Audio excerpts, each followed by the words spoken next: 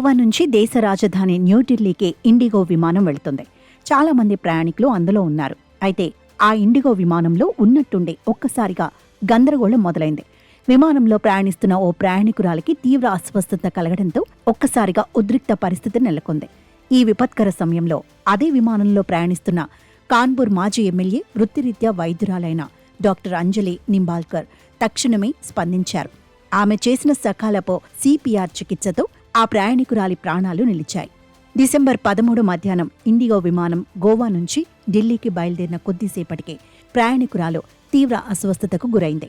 కాలిఫోర్నియాకు చెందిన జెన్నీ అనే మహిళా ప్రయాణికురాలు ఒక్కసారిగా వణికిపోతూ కుప్పకూలిపారు. ఆమెకు నాడి కూడా ఆగిపోయినట్లు గుర్తించారు. ఈ పరిస్థితిని డాక్టర్ అంజలి నింబాల్కర్ గమనించారు. నింబాల్కర్కు ఎంబీబీఎస్, గైనకాలజీలో ఎంఎస్ డిగ్రీలు ఉన్నాయి. దీంతో ఏమాత్రం ఆలస్యం చేయకుండా వెంటనే ఆమె రంగంలోకి దిగారు. తక్షణమే జెన్నీకి సిపిఆర్ చేసి శ్వాసను, నాడిని తిరిగి తీసుకురావడంలో కీలక పాత్ర పోషించారు.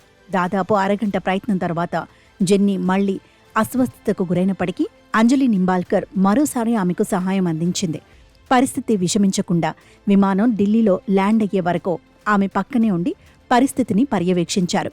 విమానం ఢిల్లీలో ల్యాండ్ అయిన తర్వాత సిబ్బంది ఆ ప్రయాణికురాలిని వెంటనే ఆసుపత్రికి తరలించారు.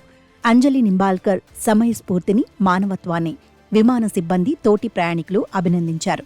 కాగా ఈ ఘటన సోషల్ మీడియాలో వైరల్ కావడంతో ఆమె సమయస్ఫూర్తికి నెటిజన్లు ప్రశంసల జల్లు కురిపిస్తున్నారు. ఈ విషయం తెలుసుకున్న కర్ణాటక ముఖ్యమంత్రి సిద్ధరామయ్య కూడా సోషల్ మీడియా వేదికగా డాక్టర్ అంజలి నింబాల్కర్ను ప్రశంసించారు. అయితే దీనిపై అంజలి స్పందించారు. నేనేం అసాధారణ పని చేయలేదని, ఒక వైద్యురాలిగా, ఒక ప్రజాసేవకురాలిగా నా ధర్మాన్ని నేను నిర్వర్తించాను అని అంజలి నింబాల్కర్ ఈ ప్రశంసలకు బదులిచ్చారు.